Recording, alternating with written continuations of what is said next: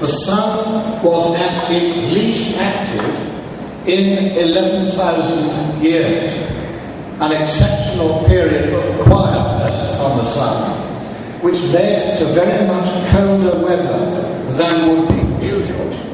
Here in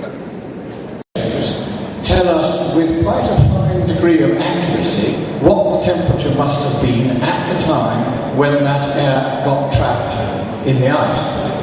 And so from this, we can tell quite a lot about how much CO2 there was and how much temperature change there was. And we know, broadly speaking, that over the last million years or so, we did not add very much CO2 to the atmosphere. It remained more or less constant for 1 million years, until recently, when it began to rise. And it is we who caused that increase.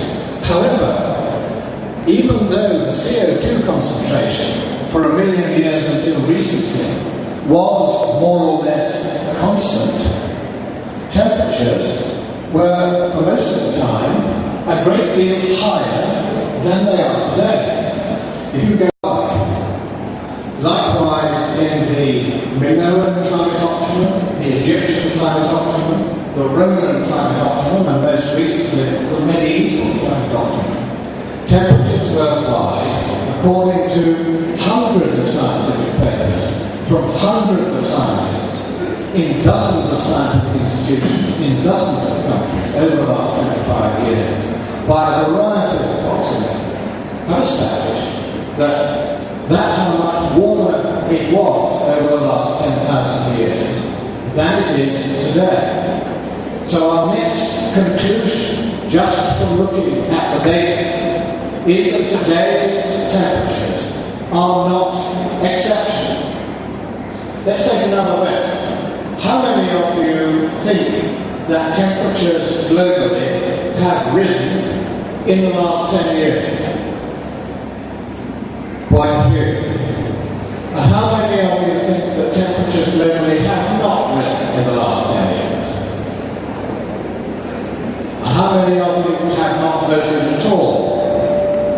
Quite a few. The answer is, this is an American $5 bill. And this lady is going to try to earn the $5 bill. And come here.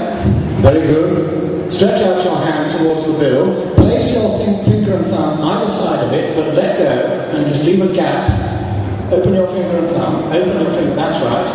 And keep it close to, but not touching the bill. Not touching the bill. That's right. Now, what I am going to do is I'm going to drop this bill, and we're going to see if this lady needs to get your hands a little bit further apart so we're not touching the bill. That's right.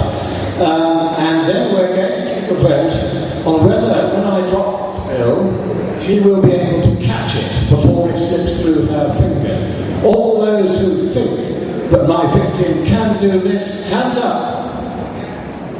Come on, back your own horse here. Come on, ladies and gentlemen. All those who think she can't do it, hands up. There are quite a lot of people not voting here. Hands up, all those who haven't voted.